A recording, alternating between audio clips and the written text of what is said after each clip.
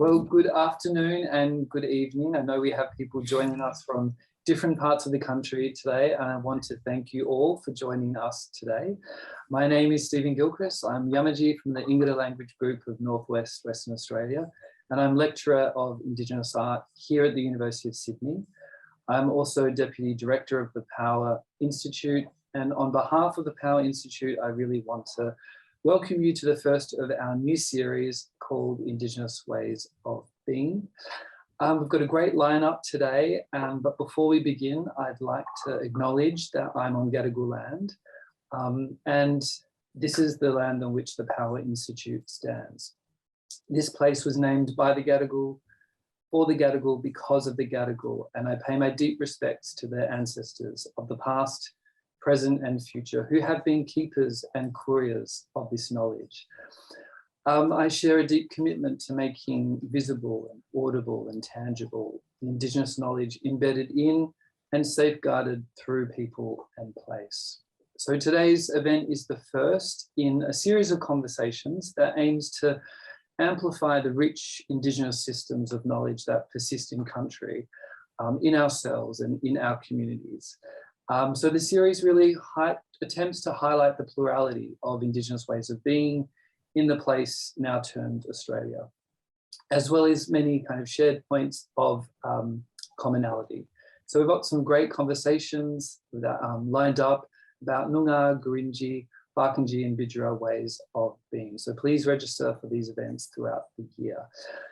So we're really motivated by answering this question of how can we make visible Indigenous forms of sovereignty and solidarity in real and meaningful ways. And part of the thinking behind this series is to create moments of togetherness without conflating it into sameness. There are, of course, multiple and multiplying ways of being Indigenous, and we're both interested in the privilege and challenges of asserting cultural value in all its cultural complexities and specificities. How do we respirit our lands, our art, our communities? We need these opportunities to gather together to restore our ways of being, to tell our own stories in our own ways, for and with each other. So we need to rewrite some of the stories that have been told about us, author new stories that create new futures, new connections, new possibilities. In 2020, Tuscarora scholar Jolene Rickard gave a lecture for the Power Institute on Indigenous visual sovereignty through the Power Institute's Image Complex series, convened by Nick Croggan and Discipline Journal. And she stated, and I guess I'm paraphrasing, that it was essentially fraudulent to learn about Indigenous art without learning Indigenous languages. And so I've been thinking about this provocation and have been trying to be attentive to where some great programs of language revitalization is happening, and how art is often the vehicle and the dynamic of that program. So tonight we're going to be hearing about some of these great programs. I was born on Noongar land. It is a place that I know but don't belong to. But what I do know is that it's powerful and it has powerful people. And so it's my great pleasure to hand over to Roma Winmar and Professor Clint Bracknell, who we approached with this loose idea of this panel and who assembled this Noongar dream team. So thank you very much. So we're going to hear from our panelists who have individual and collective experiences and expertise in art, song, language, stories, medicine and culture. And we're really pleased to have you all here tonight. So thank you, Clint, thank you, Roma, thank you, Ken, and thank you, Joan. So I'll just hand over to Nan Roma. Okay, thank you. As I understand it, it's like part of a Nyungar program. Is that right, Clint? Clint? You are. Nyungar. Nalawangi. Now, and we say Noongar ways of being. Well, the Nyungar, I was just sort of thinking about that. It's a ground animal, which was a food source for the Noongars and provided sustenance. The main quills could represent many stories and many different pathways that we have travelled to where we stand today. it sort of digs into the earth and exposes layers, just as we are pulling back the layers of history to uncover our past journeys that have led us to this place.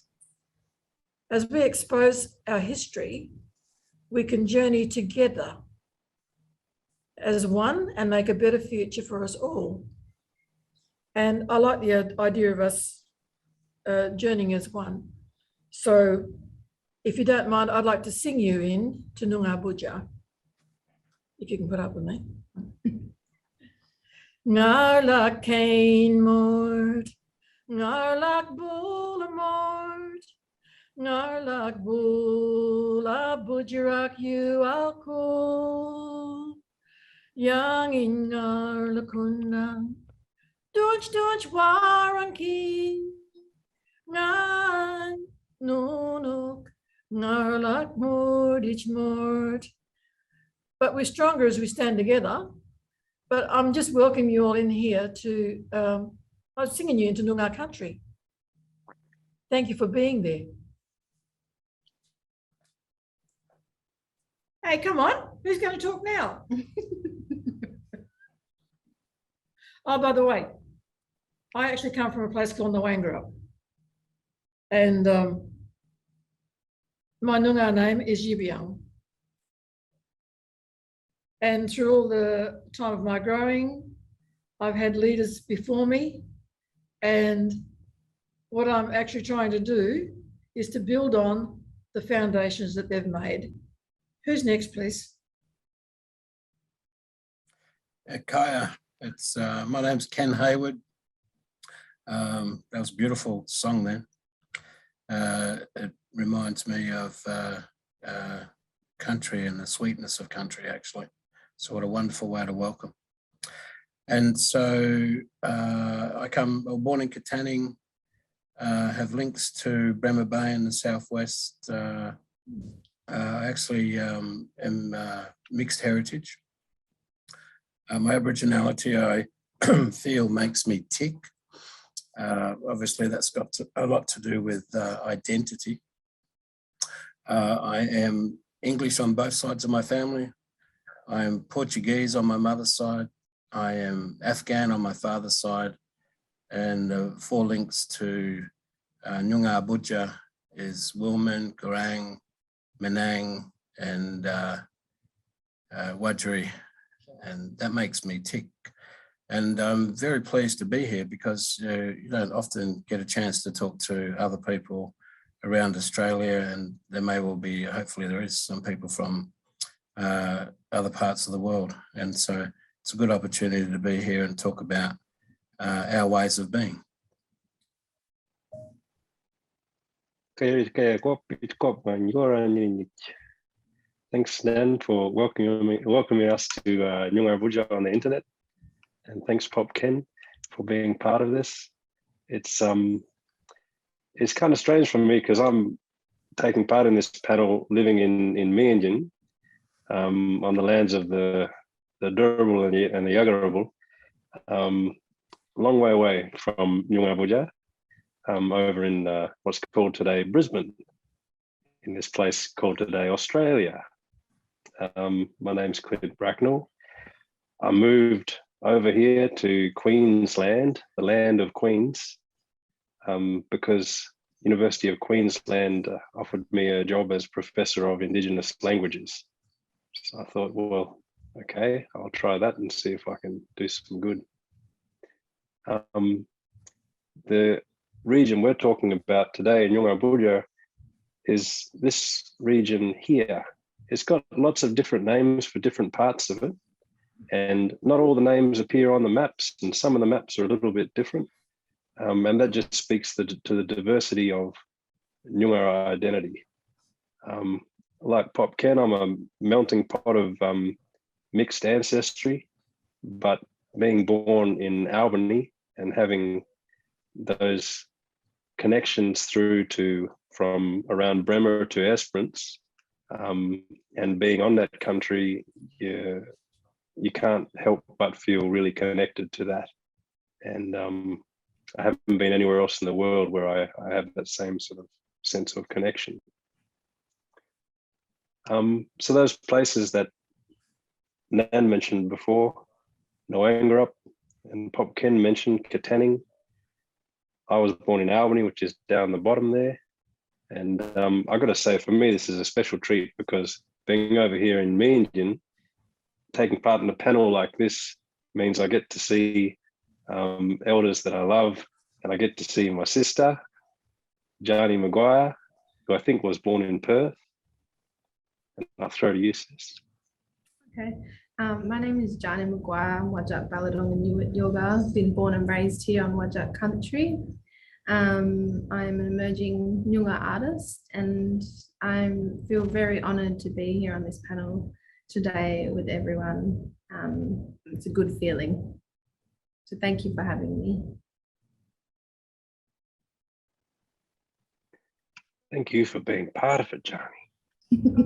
I thought to start, like, we shouldn't really talk about people. We should talk about country.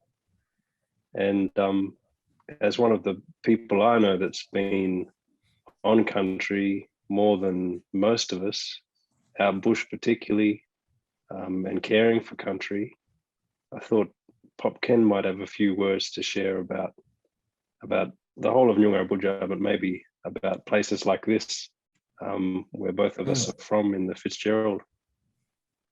Yeah, for people to get a bearing geographically, it's east of Bremer Bay. Bremer Bay is a little bit further away from Albany, going east. It's a beautiful spot. It has 150 species in the Fitzgerald National Park, and what you're seeing there is where some parts of it meet the sea. And 150 different species. So there's an ecological landscape. There's also a cultural landscape. And it's, if you can imagine, there's 150 species of then there's, say, in every step you take, there's more biodiversity in the Fitzgerald National Park than anywhere else in Australia, and it rates very highly in the world of having so much biodiversity. So it's a beautiful spot as part of our Budja. I just want to read you a quote. A honey possum inches its way across a vivid yellow banksia flower, a furry ball of quivering energy that flicks its long tongue into the blossom. It feasts on the pollen, grains and nectar, and in return rewards the flower with the act of pollination. Isn't that beautiful? And so all the country is imbued with spirituality. It has its own energy. And Nyungar people, like a lot of other Aboriginal people, have known this for tens of thousands of years. How old is our culture? Well, it's proven to be 48,000 years at a place called Devil's Lair, and that's a cave in the Margaret River region. How old is it in Perth? 38,000 years. And then down along the Great Southern Coast, it's been proven to be 6,000 years and could be up to 20,000 years of proven human activity about being on the country. And so the country is us, just like a lot of other Aboriginal people and Torres Strait Islander people for that matter, because Budja is our Mother Earth, and it's the very essence of being, and it's knowing your country. Now, we know that everywhere in Australia there's been hurdles, hiccups, gigantic hurdles that Aboriginal and Torres Strait Islander people have had to get over. And that's the same in our country. And so there's loss of culture because of enforced rules about you're not allowed to speak your language or practice your customs. So we weren't allowed to dance. We weren't allowed to sing. And we weren't allowed to speak our language, and that was enforced. And so you can imagine the impact on the self and the well-being of any individual, the well-being within families. But we are very strong people, just like a lot of other people have the similar stories of survival.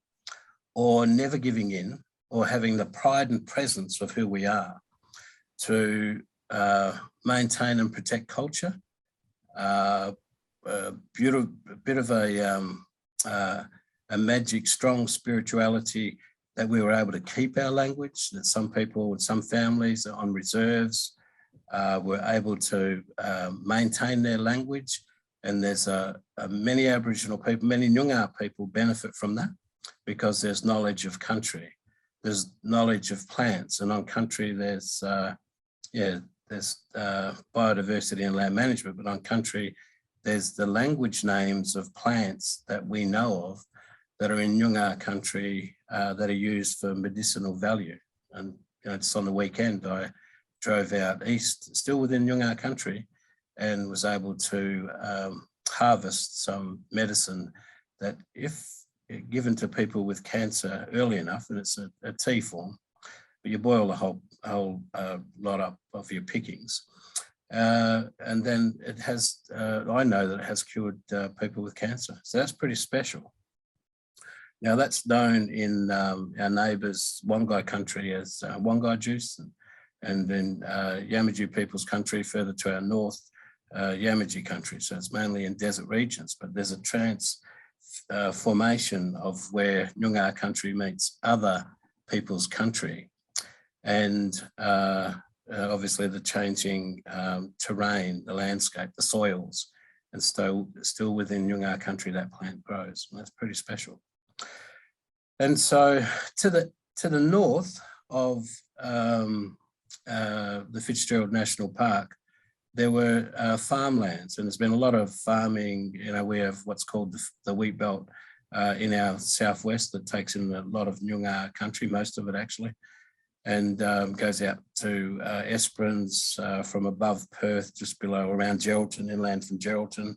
So Yamaji country, the wheat belt starts, and then it goes on further to past Esperance. So that's all wheat belt country. So a lot of farming has taken place.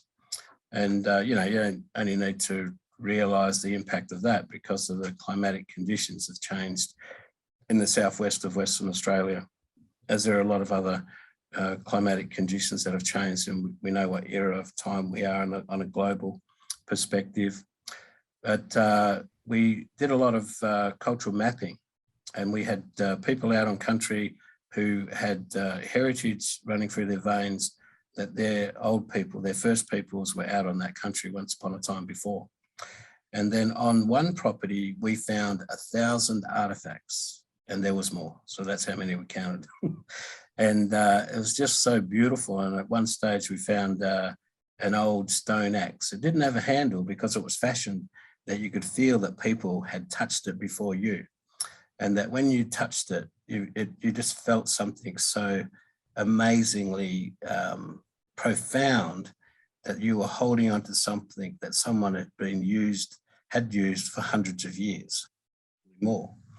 And so for the young ones who were out on country, and even us older ones, it was just such an amazing feeling to find that many artifacts, to know that there'd people been living on tributaries that run into larger streams that run into the Pallinup River. And this is east of the Stirling Ranges.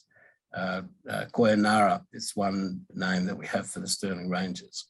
And it's an icon for our people because it had spiritual connections. And we know that there's a cloud or a mist will form over Bulamiel at the Buff Knoll when someone of heritage to that country passes on. It never fails, it always appears. It's just such an amazing thing. So when I say that there's the spirituality of the country, then it is there, it's alive, and it's very strong. And just to finish off on, just to begin with, I know we'll come back and have a yarn further. I was lucky enough to be told an amazing story of stones that fell from the sky. They floated down from the sky, and they went through Hessian tents without leaving holes. And when I was told at 13, it just gave me, even I'll get a bit of a tingle now, it just amazed me that there was something magic about our Nyungar culture, and that I was connected to it. And then later on in life, I became a bit of a hobby filmmaker and wrote a script, and that documentary Spirit Stones was funded, and so we did make a film about it because it's such a great Australian story, and it's scientists put it down to an unexplained phenomenon. Everywhere it fell, there were Nyungar families, Nyungar people were on the properties. They were getting work, clearing the land and living and working on that, on the areas where they fell. And they fell on several occasions over a period of time. Mostly they fell in the 1950s. And so pretty amazing story. So that's say 2 hours south of Perth, a place called Cowan up, and then there are other places around Pingelly, Mayan up, going towards Boyup Brook was another place where they fell. And so there's something about country. We asked the question, why would this happen? Why is this so? Why would something so unbelievable happen? And yet it was witnessed by Aboriginal people and Wadjala people, non-Aboriginal people, the farm owners. And it mesmerised everyone at the time. And it made the newspapers. I think there was even a French newspaper and another European newspaper that reported it because it was such an astounding story. There is something about country, it has energy, and we're very fortunate to be connected to that. Beautiful. Too beautiful. And then, Yes. do you remember that yarn about how you'd never been to, was it Point Anne? That's right. Never been to Point Anne in the Fitzgerald region, Fitzgerald River National Park region, but you'd heard about it and you painted a picture of it. Yeah, that was part of my illustrations with Ngāwi North. And because we'd had workshops and they say, well, who's going to do this? Who's going to give somebody a job? I thought, well, I haven't even been there. Teacher, what is a Ngāwi North for the audience? Ngāwi North, it's a groper boy. So groper boy. And I thought, well, what am I going to do? I haven't even been there. And we've been fishing and everything else, but I never really took any notice of what a groper looked like even. And so I had that job, and I painted the people around the family on country. And then it was a different thing altogether going into like Point Anne, where down the ocean. So I did that mainly in sort of blues, like it was going into the dream time more or less. Yeah. And then we had occasion to go down to the place. And as we came, like sort of over the hill and looked down onto the flats, looked down onto the sand plain more or less, and saw the ocean. And I cried. I'm crying all the time anyway, but I cried because the colours were just the same as what I'd painted, and I'd never been there. And the place where, where the setting was the same as what I'd painted, and I'd never been there. And I think prior to being part of that team, my mother had promised to take me back to all those places where she said I needed to go. I needed to learn about different things. I needed to learn the stories about, her childhood and our history. And the day that she told me that she was going to do that, she actually had a massive hemorrhage, and 2.5 years later she died, but never being able to speak after that. And then to be involved with a team that actually went to those places and everything else was just, for me, it was really amazing. And I really felt that I was being guided, and well, my mother's with me anyway now, and I was able to fulfill the things that she wanted me to. I'm still going, by the way, building on those foundations. And it's wonderful to have such a team to work with, to enable one to fulfill those dreams that, you've been given that, you need to do this. And so I'll be hanging around for a long time because I've got a lot to do. Yeah, and that was Point Anne, Ngāwi North was about Grover Boy and how that was actually where he belonged. And he went back to the ocean, But you can get the books, by the way, to read the story. Whoever's out there. Yep, the storybook of Ngāwi North, the Grover Boy, available through UWA Press. Maybe we can find a link to put in the chat. Yeah, well, country is magic. I think people all over the world would say their country is magic in different ways if they're connected to it, but we've had so many experiences of just seeing how it can do things, how we can see something before we actually go there. I've seen country be so powerful that it makes a senior Nyungar woman with a very injured knee run all the way up a mountain.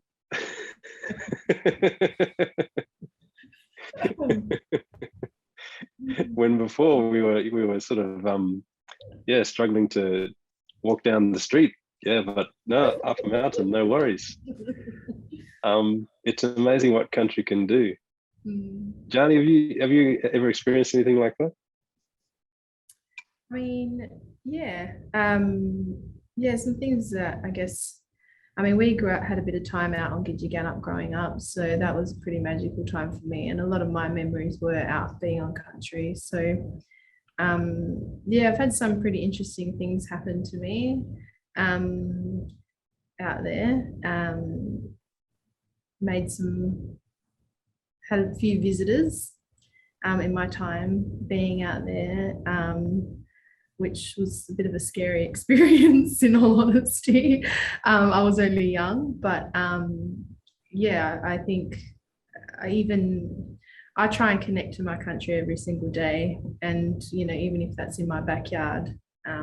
So I think one of the things, I have a 3-year-old son, and every morning, I've started to move my morning coffees outside, and I try and find ways to connect every morning to my country. So listening to the birds, those kulbaris when they sing in the morning, really special. That's a special time for me to teach my son some language as well, and for him to connect and know that that's where he belongs. So I think for me, connecting to country at the moment is actually has a lot to do with my son, and that's actually been quite special. Because he understands, probably like your boy Clint, a bit of Nyungar as well, and it's helped me embrace it and strive to keep it and learn it, and I feel a lot more at peace and have a lot more clarity, I think, when I'm a bit more connected. And so that's sort of how I try to keep connected daily, at least. Gidgegannup is east of Perth. Is it along the river or is it off the river? Just for people to know.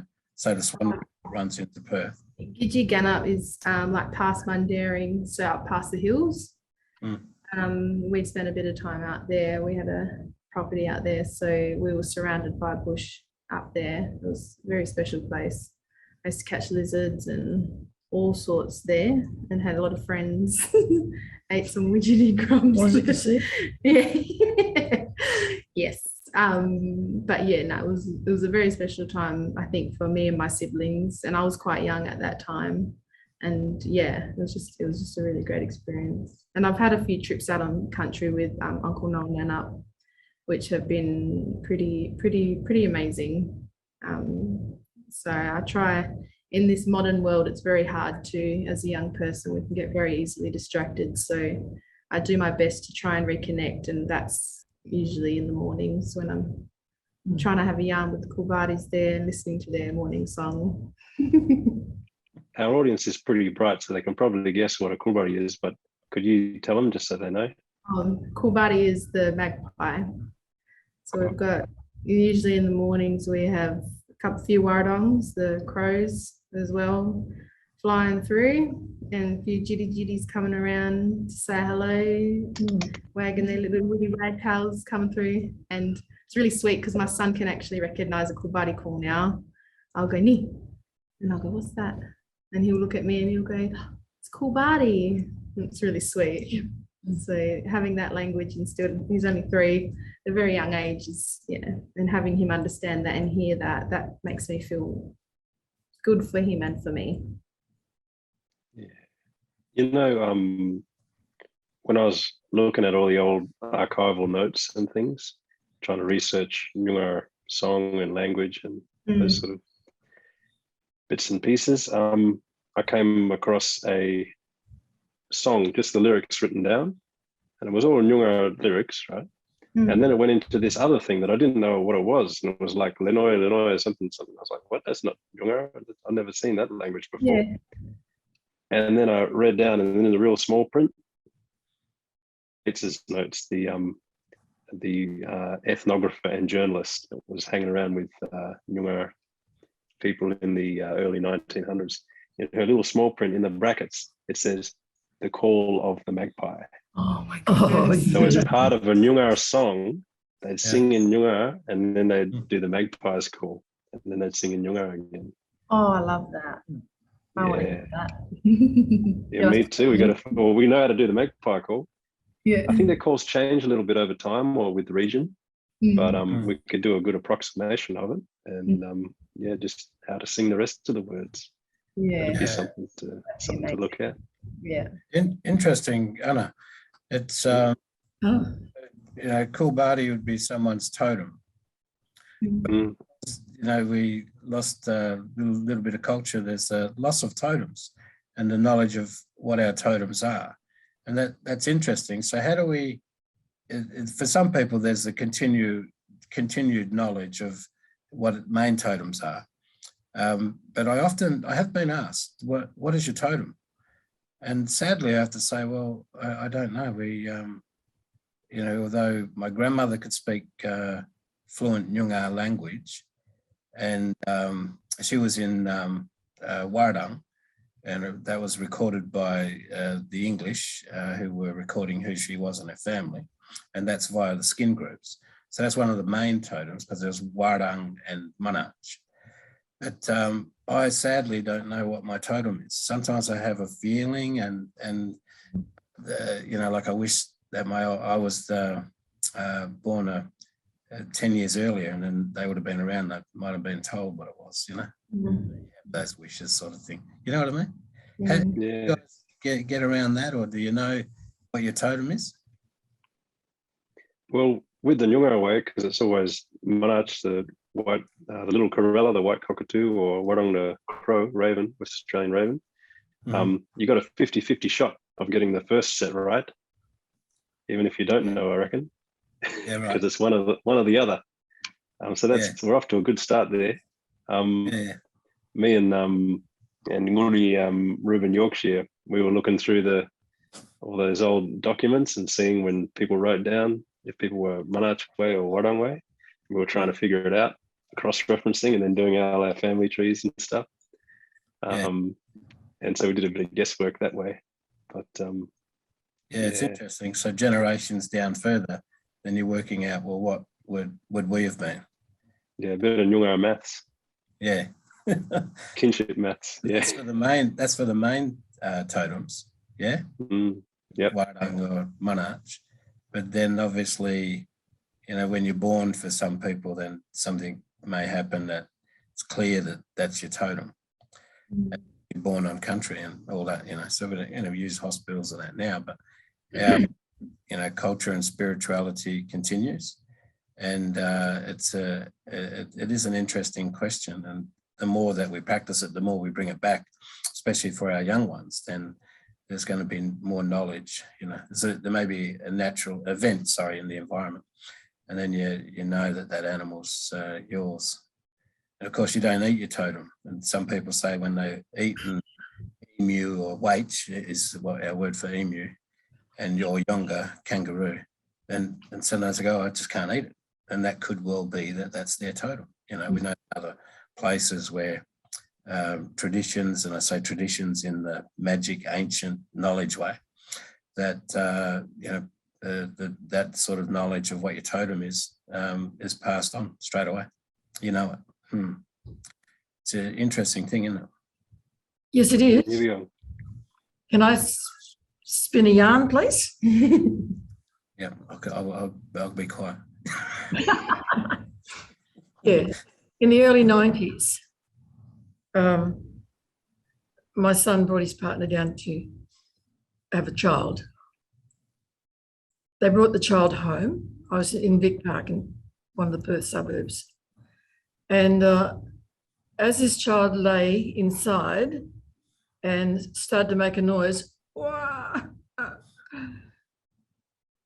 there were at least 50 crows or warradungs in the tree on the front verge all around our house. And every time that child made a noise, so did they. I could not get over it. So of course his name, he's got a name, but his Noongar name is Warradung. And the strange thing was that in looking at family records, I went back through some of my line, and Warradung was one of the words, right? And then I looked at my husband's side, back through the Kickets and that, and you'll find Warradung in that too. So they two joined up, and now I have there's a grandson that he's known as, Warradung's one of his names. And I think they chose him. They chose him like that, yeah. Yeah. A true story too, by the way. Magic story. Yeah, absolutely. Couldn't get over it. When I actually have a really cool one. So my son's name is Mulak, which is the white-tailed black cockatoo. And my dad, the day my dad found out, well, the day I told my dad that I was pregnant with my son, he said he'd seen the tree at the back of his house, which is never full of those birds, was full with mulak. And he looked at it, and when after I had told him, he said, I looked at that tree and I wondered, okay, you know, he was very like thinking he knows something's happening, you know, and then, which I thought was really sweet, you know, and then the day my son was born, that tree was full again with mulak. Yeah. And then Dad came up and he said, that's him right there. And that morning we'd been spending more time outside last week, me and my son having our cup of tea. I said, look up at the sky, and I'm not kidding you, a flock of mulak just flew right over us, and it was something magical. And I would look, son, there you are, those are your birds, that's you. And he was like, that's mine. So every morning now he looks up and he's looking for his mulak, which is really special, I think. Yeah, it's a great thing for kids to grow up with, you know, like my boys got the same thing with the dragonfly.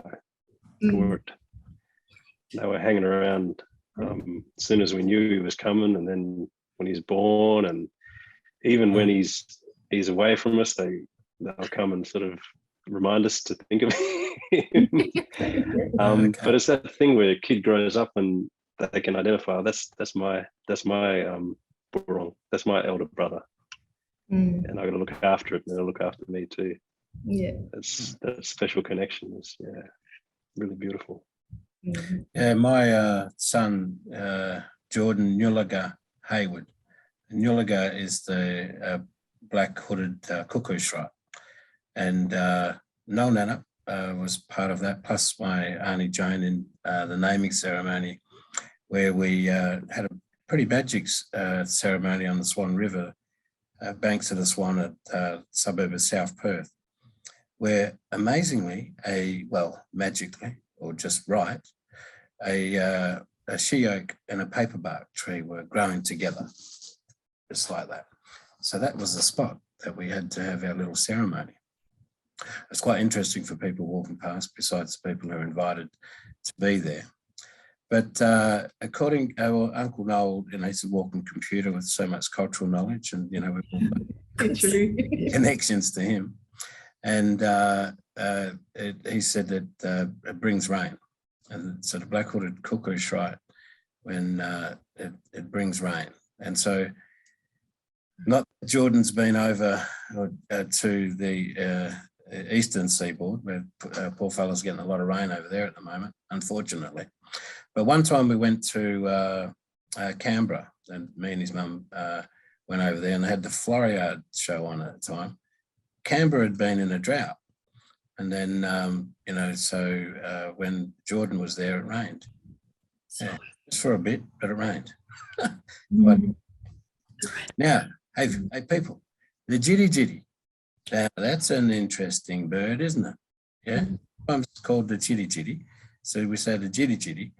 And that bird, I learned something when I was 9.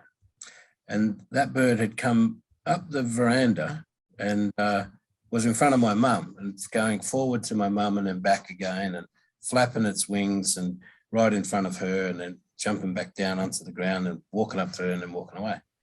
I'd just come out to the front veranda and mum's going, oh no, not that bird. And still holding her head in her hands. And I said, oh, what's wrong with that bird? It's coming up to you. And she said, oh, no, someone's going to pass. So that bird, I know I've heard other families say it brings a good message, but for mum's line, and she's the one who's connected to it, you know, her grandmother was a traditional Nyungar woman from Bremer Bay and, you know, Menang country. And so that afternoon, I'd come home from footy training and a policeman had come about the same time I got home.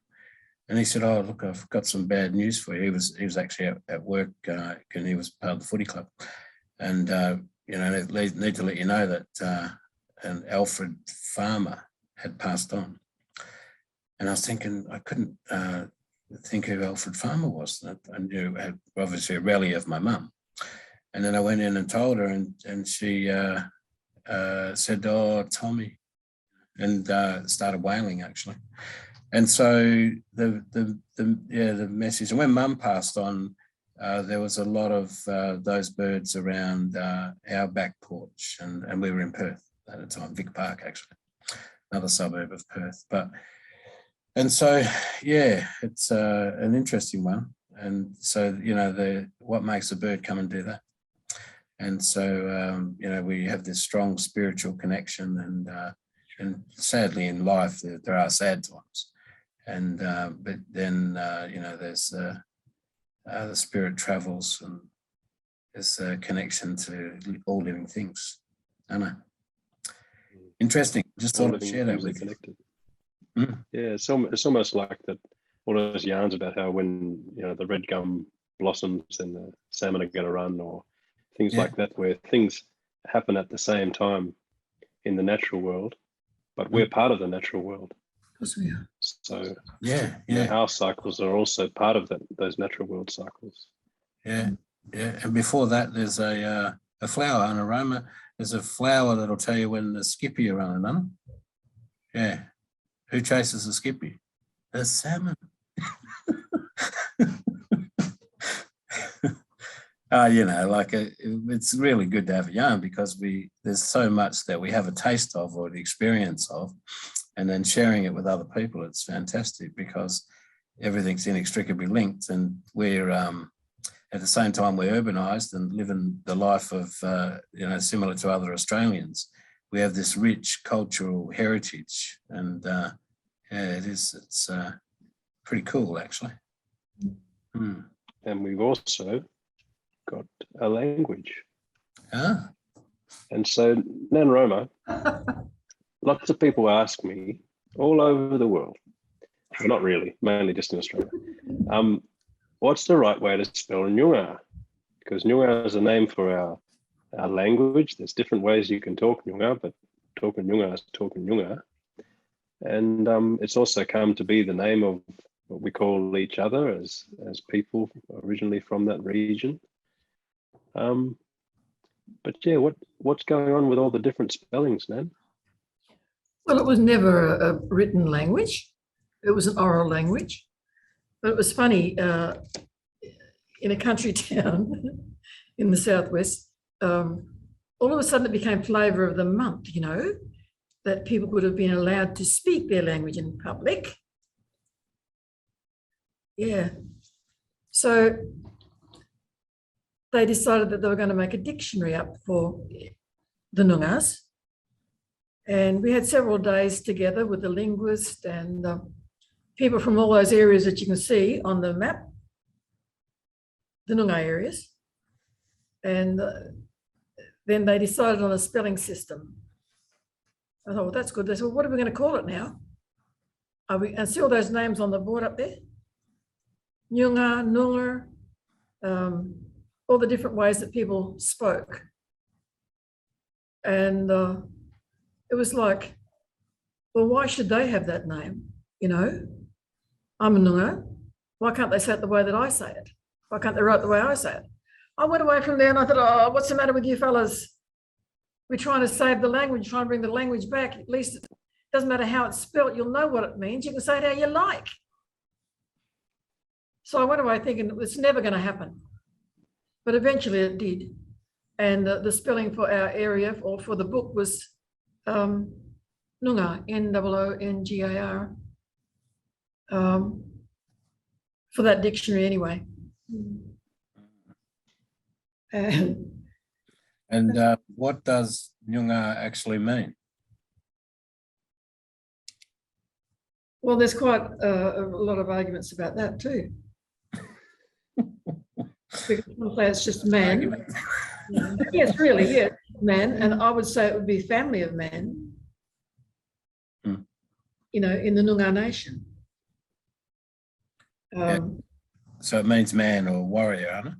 Yes. Yeah. I'm not a warrior. No, you're not. Well, I think you are a warrior, Oh, actually. yes, I am. But I belong to the family of man, you know. So I'm a Noongar.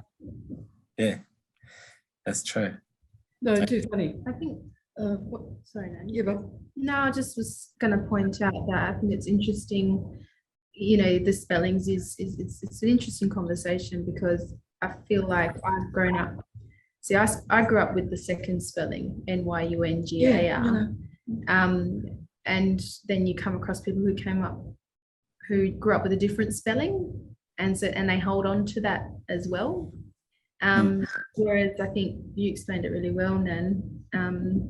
You know, like you know what it means, but you know, I think it is important. I think going forward for I guess the maintenance of the language and how we're gonna share that. I guess it's going to be really important. I think to think about that a little bit more. But it's very important that I was taught when I learned Nyungar, I'd always look at my dad's mouths and Nan's mouth and watch their mouths. But a lot of the time when that didn't work, and then I'd try to say it, a lot of the time they'd be like, Bub, close your eyes. Listen. And listen. So I think that's a key part is these ones here. Because it was an oral language. That's right.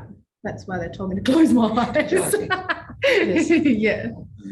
I was saying 4 dialects over the vast area of 14 nations. Law and one culture. Pretty cool, pretty strong. And so because of that, and because there's a lot of recorded information, then we were able to win our native title. And you know, we know the second time it was defeated on appeal, and that's why now we have an agreement. And so yeah, it's good. It's because of who we are, really, isn't it? You know, in the very, not so much saying the word basics, but it's because of who we are. That's why we have our native title. That's that's another awesome thing about Nyungar, isn't it? It's amazing, like reading through the court transcript of that Wilcox decision. Oh yeah. Because they have, I've only read through parts of it, but particularly the language parts. They'll have witnesses take the stand, like the late Mr. Wallam, late Pop Lomas Roberts, and others. Yeah. And they'll take to the stands and they'll be asked a question, do you speak the Nyungar language? And I just loved reading it when the court transcriber had to write down in brackets, witness speaks an Aboriginal language, close brackets. I loved reading that. Every time I read that, it just gave me chills. I'm just like, that's fantastic. And that's just really so powerful. Mm. And there were songs sung on that day. I don't know if it was a few days. There were songs sung during that that case, and it was a real show of solidarity and of resilience. Really inspiring. Continuity. Yeah. Mention that old fella. So Magic old man, wasn't he? Yeah. Oh yeah. Yeah. It's the one. Mm. So recently the four of us were involved in one way or another in Perth Festivals, something that was part of Perth Festival, presented by Perth Festival and Boomerang and Spear. I'm not sure who they are. This Nyungar Wonderland, which was a big event at Perry Lakes Reserve, which is in a suburb of Perth, which, dare I say it, not a lot of Nyungar live in that suburb anymore. But at one time, that was a very special and significant place for people getting together and dancing and doing all sorts of other things together. So it was almost like a reclaiming of the space, but it was an invitation to the public, especially locals to that area, to engage with the space and try and see it as the wonderland that that Nyungar see it. That Nyungar Wonderland title is courtesy of my wife, Kylie Bracknell, Nee Farmer. I think she was Kylie Winmar before that. And then Jani put together this entryway. What was that experience like for you, Jani, being part of this big Nyungar Wonderland event and contributing as an artist and as a younger artist as well? Yeah, I was really honoured actually to be a part of this event. I think any sort of event where you're able to contribute to your community, to express your culture in your own way, I think it's always a unique experience and always pretty amazing. I think yeah, that was kind of like the way people came in. It was pretty awesome to see. I got a photo at the front of it. I think I got Kylie actually briefed me on this entrance frame, and just having that yarn with her was actually really special on its own. And I was really honored to just be a part of that, and having all my family surrounded by me, whether they were closely related or not. It was actually just really special to be a part of, and to share that with the community was, I want to do it again, pretty much. And yeah, these photos take me back. It was such a magical night, really. Like, I loved the trees. Like, it was just something so, yeah, it just came alive. It was so magical. And Nyungar Wonderland was just the perfect title for it. And the way that everyone collaborated, like, there was the right energy in that space at that time. And I was there before the actual event went on, and even I think the Perth Festival staff were quite amazed and blown away with, and their energy had changed as well. And I think they had an experience on their own. It was great. I felt really great to be a part of it. So this was all lit by Mark Howard, who's also in Nyungar, and is probably one of the top lighting designers in the country, worked internationally, really accomplished artist in his own right. One of the amazing things about this Nyungar Wonderland is that it was almost all Nyungar people that were involved as creatives, from the technical side and the performance side too. Sharon Egan Yes. put together sculptures of some of the creatures that we wanted to honour. The Yoran, the bobtail before, the dragonfly, the woodward there, the bamba, the stingray. Mm. And Uncle Barry Maguire was really big in this Mm. as our master of ceremonies in the true sense of the word. And I think everyone that was involved really learnt a lot. Mm. There's your brother there dancing. And Trevor Ryan, who's completing a master's at Edith Cowan University in performance, he put together some new dances for creatures that we hadn't seen Nyungar dances for in our lifetimes. And we thought they deserved some dances. So Trevor put together the dances, and I put together some songs, and I couldn't be there in person because of the border closure. So I just sent over some tracks, and I thought, well, if I can't be there in person, it needs to be big. So why not go electronic? So just to give you a bit of a taste of what it was like to be there.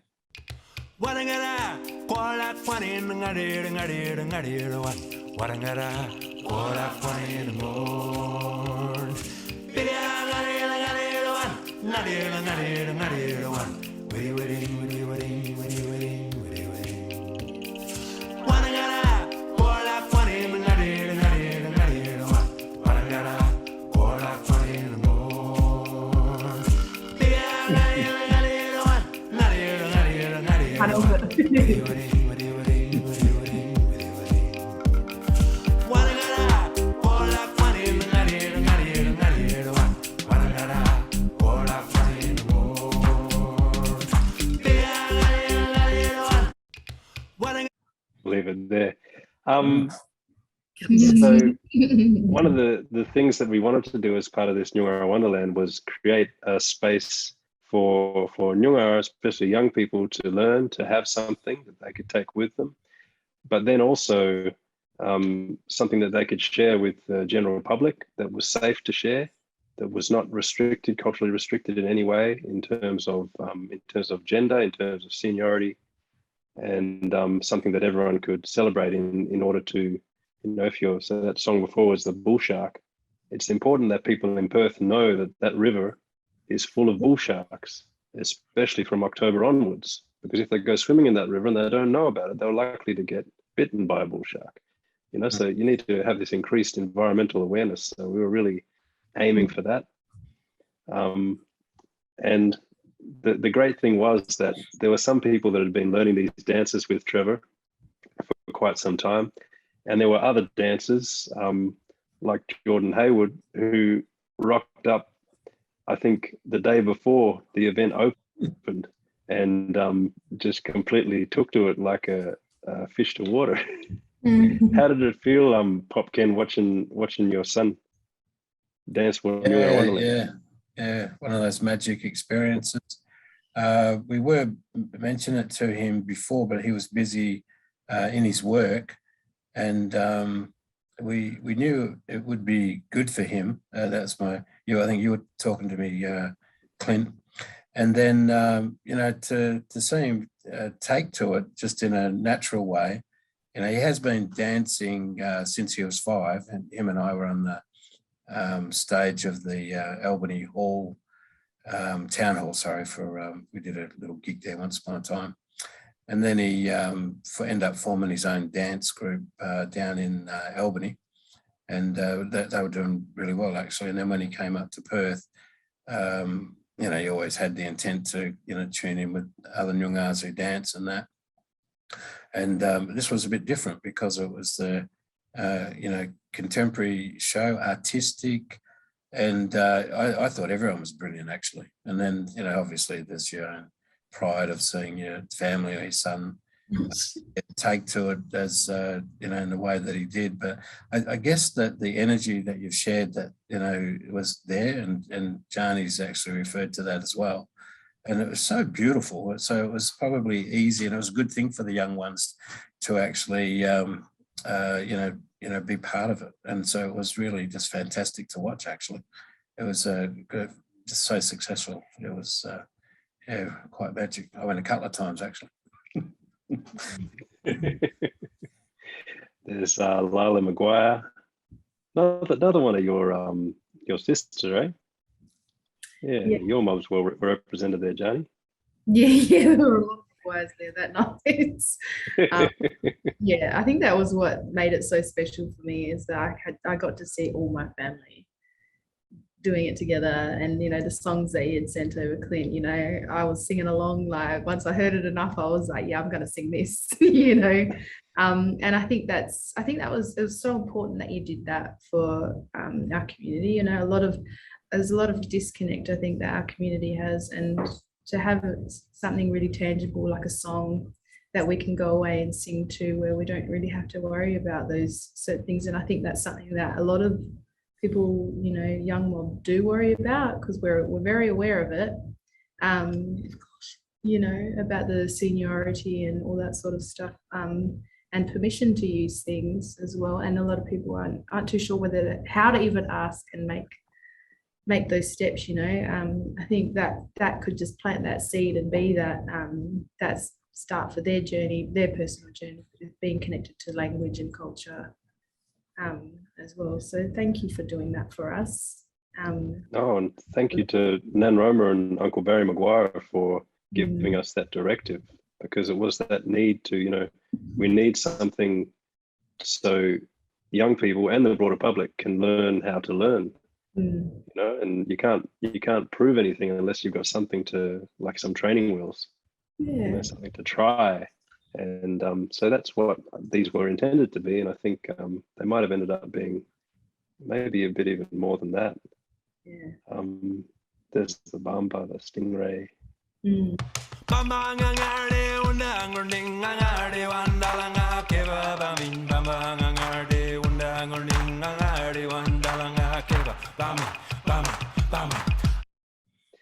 But we got a lot to get through, these big projects to discuss. This went national. Yeah, I know. See, I knew this would happen. We were worried what we were going to talk about.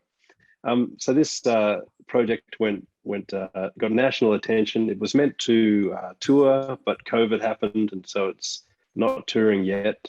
But the cast of 9 Nyungar actors who all learned how to act in Nyungar with no English at all for an hour and a half to do this show. That was amazing in itself. Yeah, that's impressive. And it was a wonderful team. Yeah, and so Kyle Morrison, Mooney there with the scarf around his neck and the good haircut, like Bob Ken and I. This was his idea to do Macbeth in Nyungar language, and people would sort of look at him with a confused face and wonder why. And then after a while, it sort of started sinking in for some of us. And Kylie, my wife, and I undertook the co-translation of Macbeth into Nyungar, with Kylie adapting because she's got a flair for that. And Nan Roma was our editor, making sure we didn't get things too far wrong or too weird and wacky. So Nan, why did it end up that Shakespeare, of all people, helped us really create a speaking community amongst my generation? Well, I thought that was a wonderful thing, And prior to that, remember, Shakespeare sort of helped with something else, the sonnets, taken back from here, from West Australia, back over to Mother England. Thank you very much. And I used to giggle about that because I think, well, they went back to the globe. Is that not right? They went to the globe? They went to the globe in Was London. that Shakespeare's The Globe? That's where Shakespeare used to put on his plays. Yes. And were part of the team, and they spoke the sonnets in Noongar language. They went back to Mother England, from whence our language was suppressed, and Shakespeare helped them to do it. How you like that? And here we have something again. people sort of holding Shakespeare up as, marvelous and everything else. And most of them, they'd know what the storyline was. And then for someone to get up there and doing all the actions and everything else and Noongar coming out, that was amazing. The same as that other thing that we did. Not we. But we flipped it. With the Macbeth, we flipped it, though. Or Kylie flipped it. It was her idea. Mm. So in Macbeth, I didn't know Macbeth until I actually saw the play all the way through. I did the music for it, and I had to wait till we got to that bit so I knew what the story was, because I'd never read it. But they've got these three witches or sisters, or they're portrayed in different ways. We had them as three little mischievous fellows, and then they have a like Queen of the Witches or something, Hecate or Hecate. Yes. Called Hecate, I think she's called, but Kylie decided to call her Hecate because Hecate sounds too much like Hikari, which you guys laugh at because I mean Hikara. So she called it Hecate, and she made her the star. And usually she gets cut out of the play altogether because people go, oh, we don't want to cast an extra person, we'll get rid of Hecate or Hecate. And it's also because she might not have been Shakespeare's creation, because one of Shakespeare's colleagues, who was a younger fella, he might have written her into the script.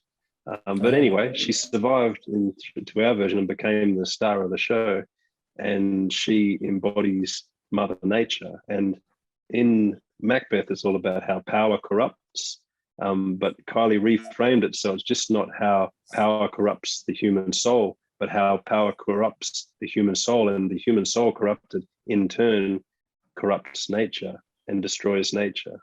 So there's always that cause and effect.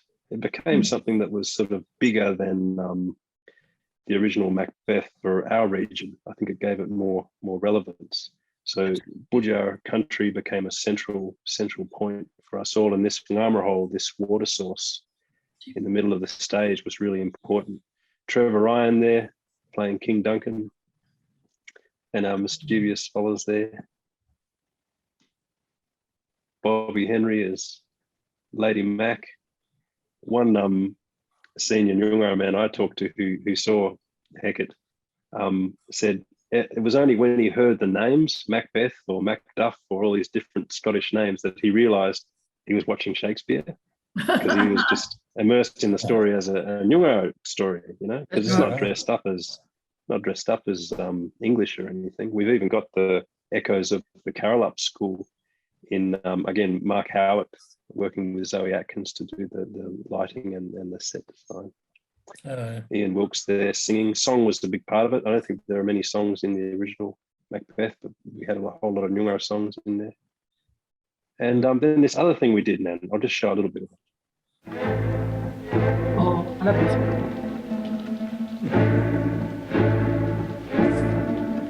Yuan Gap, Balboga, Bakik Berry, Polarang Bal, Wardakatak, Yay Bal, Durak Board, Boga Berdia.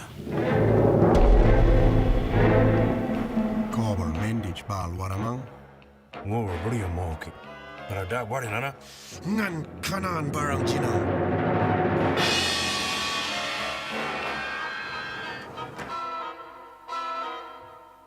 Ngan nuna Berdia Wardi, Bangal Bam Nganalang.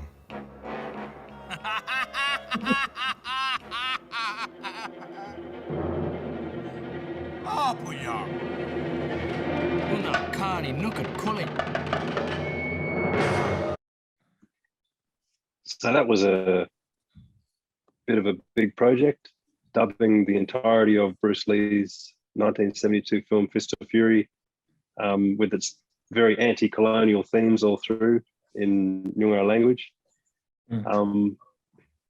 Was something to do at the height of the pandemic. We were not sure what we could do, and the way we did it was completely apart. Everyone was sitting in a recording booth like this. Uncle Barry Maguire in the recording booth, my wife Kylie there, making sure they're doing things correctly. Absolutely. Again, Kylie and I translated. Nan Roma was our editor. And Felix Ching Ho, who's a creative based in Melbourne, who's a fluent Cantonese and Mandarin speaker. she That's really- helped us with the translation because we translated from the Cantonese into Nyungar. We didn't use English because we wanted it to be true to the original text. I think one of the things that we got annoyed about with the Kung Fu films is that it's almost comedy when you see the English dubs because it doesn't match their mouth. But Kylie's a perfectionist, so she made sure it matched the mouth as close as possible with Nyungar. Yeah. What was the? I didn't see it. I don't know what was going on. Why I didn't make it. But my brother and nephew, they went. They reckon they were cracking up. What was the audience response? Good question. Yeah. No, I think. What do you think, then?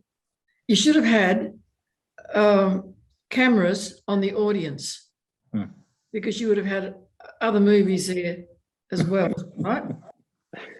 My son and daughter-in-law went to see a session, and I knew what it was all about, but just watching them, it was just amazing. And there were people out there said, they never made a mistake.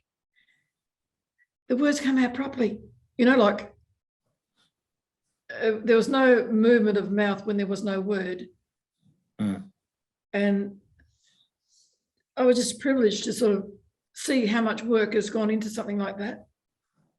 And when you're doing something, it has to be perfect. You can't make a mistake. Because well, we almost did, because I think it was 2 days before we had to have the film like finalized. We realized there was no English in it. There was no subtitles. Because we were given the Cantonese version that just said Cantonese, and then it was scrubbed with audio. We did all new audio for it. And then there was no English. So some bloke had to sit there and figure out how to write the whole movie in English. So that's why when you read through it and they're saying, I'm going to smash him, and that poxy bloke and all that, it's just like, yeah, I think that got a few laughs. You can see I'm working under pressure. Yeah. So lovely. Just because I think we've got a lot of questions coming through the chat, and we've only got a few. 15 minutes. So I might just close off with some images from Esperance when Nan Roma and I visited about a week ago, hey? Yes. And we're doing some workshops down there. Wonderful. On site, singing and dancing and using language. Back on country. And just the young people were just so engaged. We were blown away. And just the power of all of them as a collective to be able to perform together without any assistance by the time we left after only 2 days was really, really special. And to actually put their interpretation onto something, mate, you know? Yeah. And own it. And you could almost feel the vibrations of them connected with the earth itself. It's not too poetic, but that's the truth, you know, like. Yeah. Shall we go through some questions now? I've got Michelle to host and panelists. Is there anywhere we can access the song and to learn the language?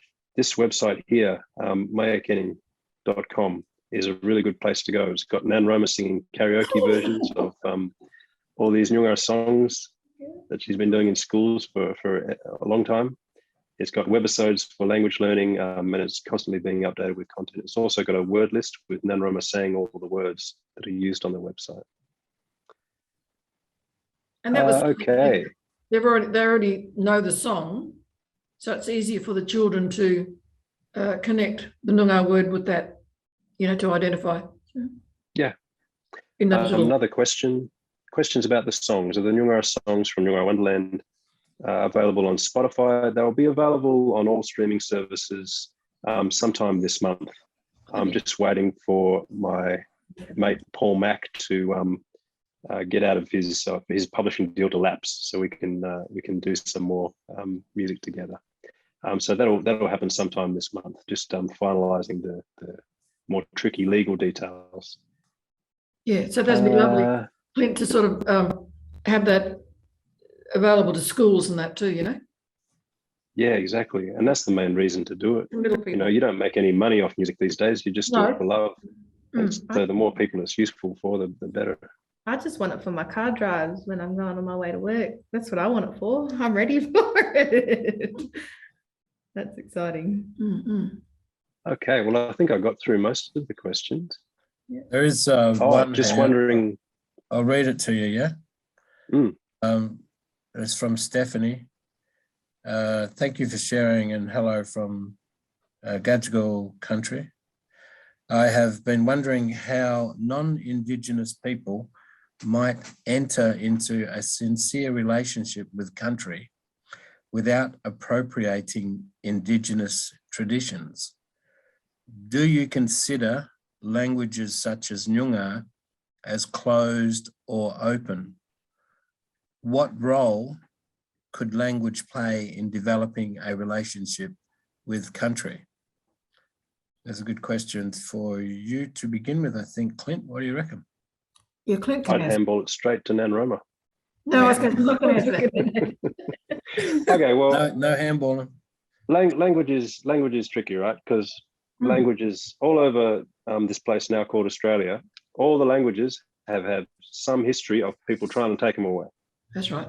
You know, and people have had their land taken away, they've had their kids taken away, and then they've had their languages taken away too, in many cases, for various things that have gone on.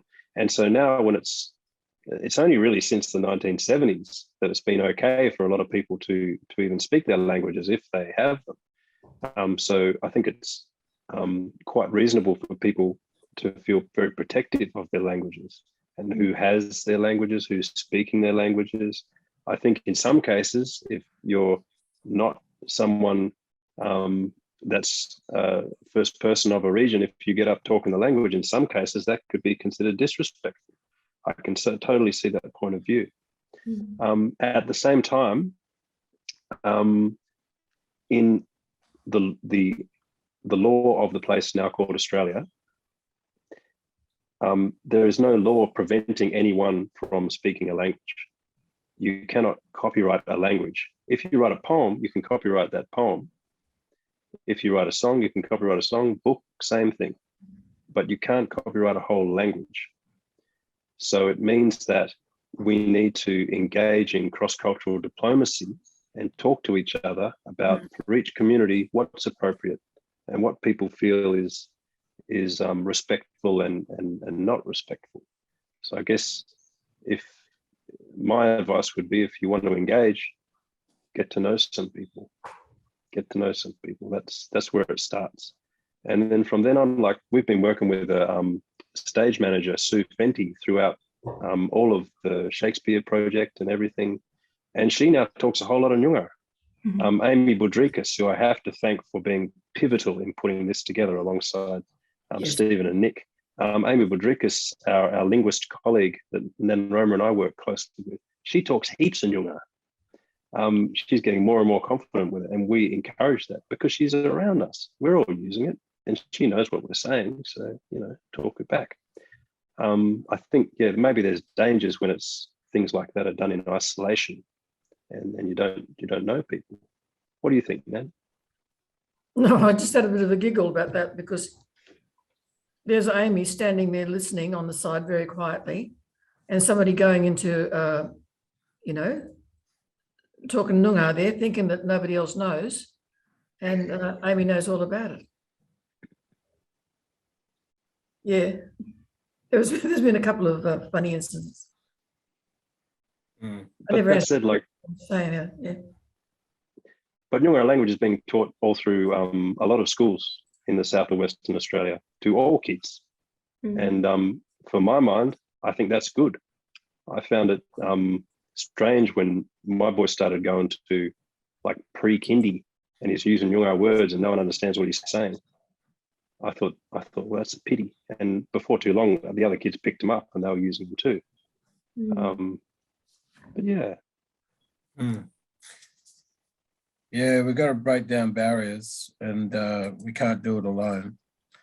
And, learning language, you get to know more about country.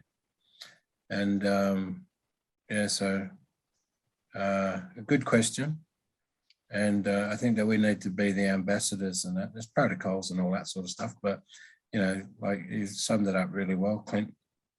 And, you know, caring, sharing, we've done that always. And then there's the respect. So people have the respect to want to learn it, like you've shared, that there's been some modules in the projects that have just got picked up and just gone whammo with it, eh? You know, and that's what it's all about. Yeah, we're all Aussies. Yeah, just do it all, that sort of thing with respect. Yeah. So there was a couple of other, sorry, Clint. Yeah. Oh, just as Uncle Lenny Collard would say, most people are speaking Nyungar or other Aboriginal languages anyway, because they're saying half the place names in the place that they live, which are usually of Aboriginal origin anyway, even if people don't know what they mean or where they come from. Yeah, I'll read one out from, oh, sorry, go on, yeah. Yeah, I just want to say, in the schools that I've been and being able to speak to children from different countries, different language groups and everything else, because our language was suppressed, it's one that they didn't show me out of the education department. I've always said to the children, you know, like, if there was a particular word, well, what did your nana and them say, you know? And then share. Okay, so now you know two ways of saying it. But you other mob that have come here, don't forget who you came from, just like us, where you come from, because you're a part of those that come before you, you know? And knowing that our language was supposed to be rubbish, I wouldn't like anyone else to sort of feel as if they were, you know, different or below standard or whatever because they couldn't catch on to the English language. I'm getting Karen now, look at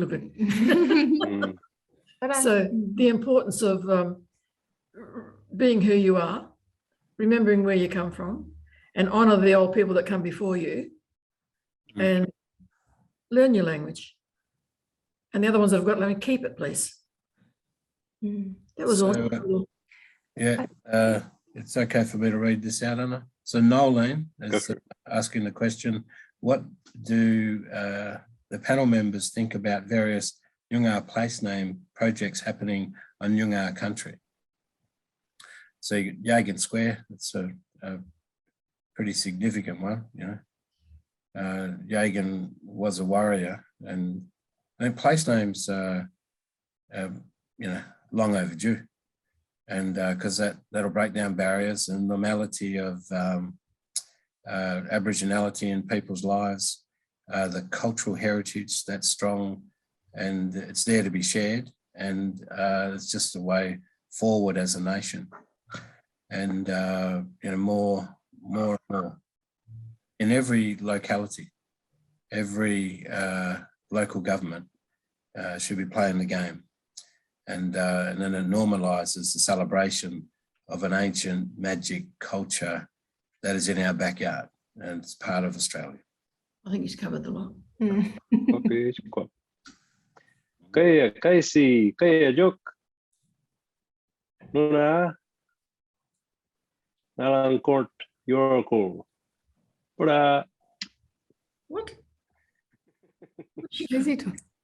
I just told Casey, who sent a question through, just come to my house. She's coming over on Saturday, I think. And now the question. She sent through a question. Any tips for learning language? Listen. Has anyone got any other tips for Casey? She's in Nyungar, living in Moorditj. Well, Roma.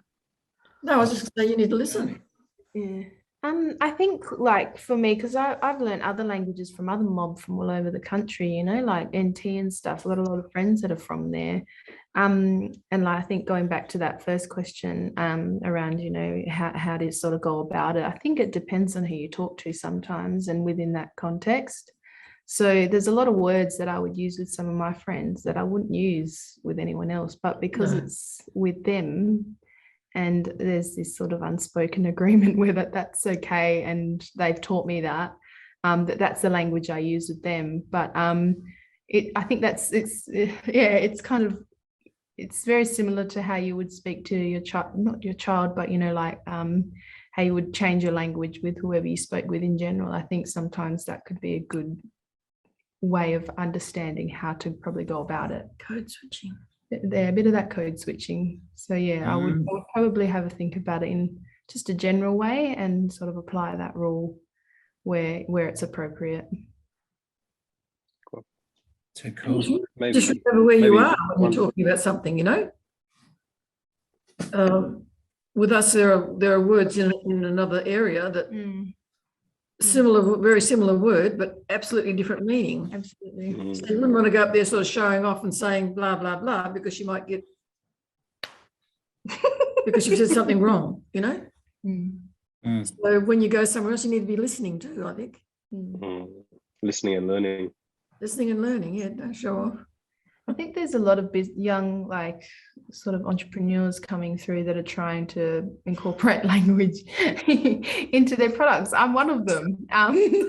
So, you know, I think supporting some local businesses as well around your area is probably a good way to also learn a bit of language. I do welcome mats that say Wanju want them, which means welcome in Nyungar, and I felt like that was just I always wanted to see my language in my home. So I felt like that was a good way for others to probably learn their local language, one word at a time, very simply, and they see it every day. So I reckon go seek out some local businesses that probably have some resources that you can share with your children, put on your fridge or in your home.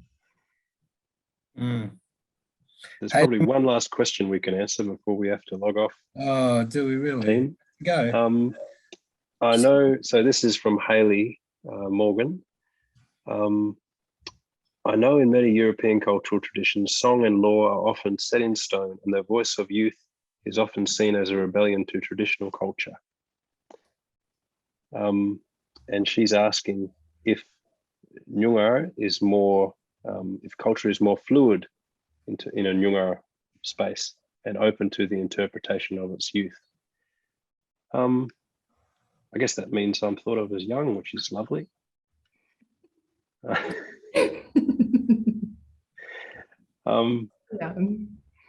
don't know, how would we respond to that? Cultures always change all around the world. Cultures change and language changes, and that's what, with every transmission of a tradition, it changes. It changes in the new hands of the new people that have to carry it on. And it changes in response to environmental conditions that change and species that come into the landscape as well. We've got songs, Nyungar songs about dogs. And the dingo didn't come here till what, 6,000 years ago? We got Nyungar songs about sheep, Nyungar songs about trains. I guess cultures are everywhere. I think always have to change. Yeah, the youth are taking the culture on, or our culture on. You know, they're coming up with different words, you know, that have the influence of their dialect, and they're saying things like "daddy" and "Johnny." What else? Oh, don't. No, but they do. They have a communication thing happen. That's their part of who they are and who they're connected to, and you see them just act differently, and it's because of the essence of who they're from, and it's ticking away inside them, and then it is open to their interpretation for sure, but it becomes very, very beneficial. Yeah. I think maybe this relates to those projects we were showing as well, because the Vista Fury, the Hecate, Nyungar Wonderland, all of them were guided by senior Nyungar people, particularly the Perth Festival's Nyungar Advisory Circle. All of those people are language speakers, all very senior and all creatives. So they understand the arts and creation and culture in those sort of ways. Yeah. So it's a good question. Yeah. We'd never do anything that isn't approved, but it also has to, I think it has to embody Nyungar core values, and it has to have the broad approval and support of a larger community. I think if you go out there by yourself and you're just trying to be a big shot all alone, that's when you're probably doing something wrong. And as I said before we started this yarn today, like the reason that I've asked the three of you to be on this team today is that even if you haven't been part of all these projects that particularly Kylie and I and our various teams have been working on, you've been integral to keeping us strongly supported personally and culturally. So thank you very much from the bottom of my court. Moorditj? Yeah, to Moorditj. Well, thank you very much for sharing your time and wisdom and knowledge and warmth with us today. I've learned so much from tonight's event, so thank you very much. It's a great lesson in being attentive to country and seeing the signs that are all around us. So thank you, Roma, thank you, Ken, thank you, Clint, thank you, Jani, for sharing your knowledge and experience and love of Noongar country. And so you've really highlighted the importance of carrying culture, performing it, holding on to it, but also passing it on. So thank you for sharing these great programs of language revitalization and demonstrating this care for country, care for language, and beautiful care for each other as well. So it's been such a privilege to hear and feel and understand the depth of Noongar country, art and culture. So I'm looking forward to many more conversations. So thank you very much. I also want to thank Nick Croggan and the entire Power Institute team for making this event happen. When the event ends, a little pop-up will appear, and it would be great if you can give some feedback. And please head to powerpublications.com.au for more events in this series. So thank you so much for sharing tonight. It's been a very special event. So thank you very much.